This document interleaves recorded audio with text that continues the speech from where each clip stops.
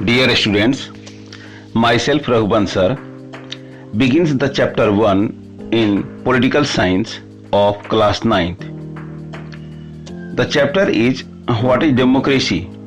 Why democracy? मतलब प्रजातंत्र क्या है और प्रजातंत्र क्यों?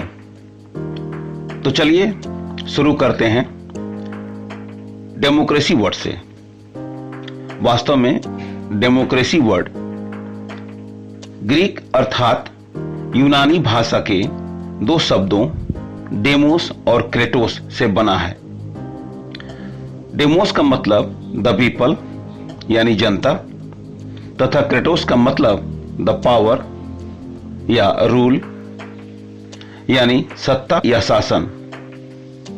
अतः डेमोक्रेसी का शाब्दिक अर्थ होता है जनता की सत्ता या जनता का शासन, या दूसरे शब्दों में कहें तो प्रजातंत्र। इस प्रकार हम सामान्य शब्दों में कह सकते हैं कि democracy is a form of government in which the rulers are elected by the people. मतलब प्रजातंत्र सरकार का एक स्वरूप होता है जिसमें शासक जनता द्वारा चुने जाते हैं।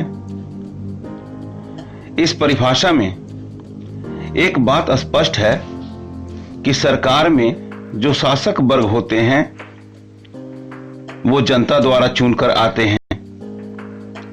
इसके लिए एक निश्चित समय पर पूरे देश में चुनाव कराया जाता है जिसमें हर क्षेत्र की जनता का सरकार में प्रतिनिधित्व करने के लिए कई प्रत्याशी चुनाव में खड़े होते हैं, मगर जिनको सबसे अधिक वोट मिलता है विजेता कहलाते हैं।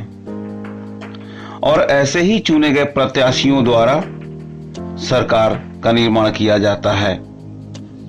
केंद्र सरकार बनाने वाले ऐसे चुने गए प्रत्याशी को एमपी यानी मेंबर ऑफ पार्लियामेंट अथवा सांसद कहा जाता है।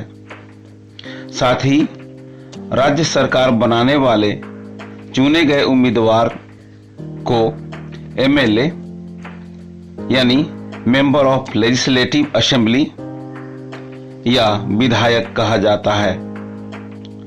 इससे अब स्पष्ट है कि प्रजातंत्र की सरकार में हम अपना प्रतिनिधि भेजते हैं जो हमारे कल्याण के लिए, हमारे भलाई के लिए कार्य करते हैं तथा हमारे भले के लिए और सरकार चलाने के लिए उपयुक्त कानून का निर्माण करते हैं। वैसे प्रजातंत्र की परिभाषा कई विद्वानों ने दी है, लेकिन उनमें सबसे अच्छी परिभाषा अमेरिकी राष्ट्रपति अब्राहम लिंकन ने दी है। उनके अनुसार democracy is a government of the people, by the people and for the people. अर्थात प्रजातंत्र जनता की, जनता द्वारा और जनता के लिए सरकार है। अब उपर्युक्त परिभाषा से बिल्कुल स्पष्ट है कि number 1, in democracy the rulers are elected for any government. मतलब प्रजातंत्र में किसी भी सरकार के लिए शासक चुने जाते हैं। Number 2, to form the government a democratic election is held after a certain period. सरकार बनाने के लिए एक निश्चित अवधि पर प्रजातांत्रिक चुनाव कराए जाते हैं। Number 3, only the people can elect their representatives. अपने प्रतिनिधियों का चुनाव केवल जनता ही कर सकती है। Number 4, there is a form of government. मतलब सरकार का एक स्वरूप होता है। अब आइए डेमोक्रेसी कितने प्रकार के होते हैं इसे जानने की कोशिश करते हैं। तो डेमोक्रेसी दो प्रकार के होते हैं। पहला डायरेक्ट डेमोक्रेसी या प्रत्यक्ष प्रजातंत्र, और दूसरा इनडायरेक्ट डेमोक्रेसी यानी अप्रत्यक्ष प्रजातंत्र। In a direct democracy The decisions are not taken by representatives but voted on by the people. Such decisions are made in a small governments. So there is a direct democracy in Switzerland. प्रत्यक्ष प्रजातंत्र में निर्णय प्रतिनिधियों के द्वारा नहीं बल्कि जनता के वोट या मत द्वारा लिया जाता है।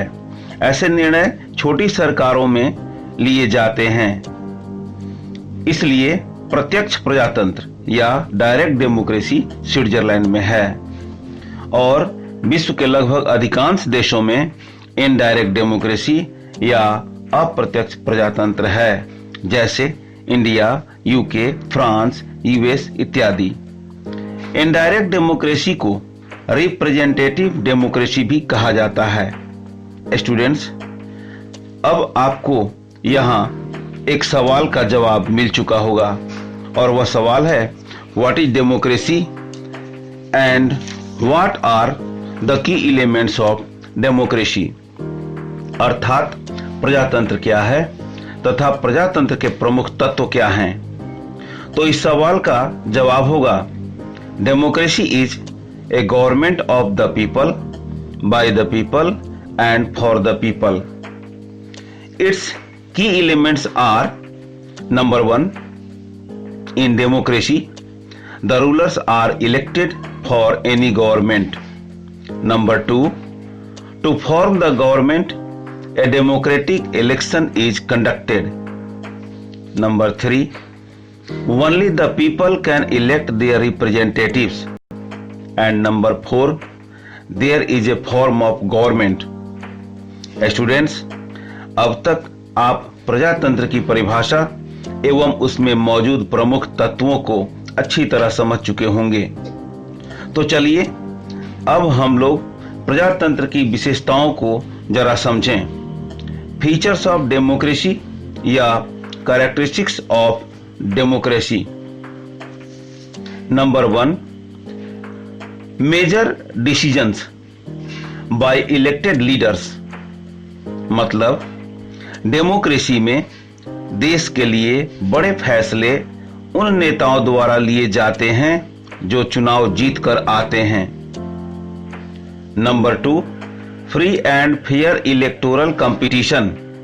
अर्थात चुनावी प्रतियोगिता स्वतंत्र और निष्पक्ष होती है, जिससे कि किसी उम्मीदवार को चुनाव में कोई संदेह नहीं हो सके कि अमुक उम्मीदवार गलत तरीके से चुनाव जीता है। Number 3, 1 person 1 vote 1 value.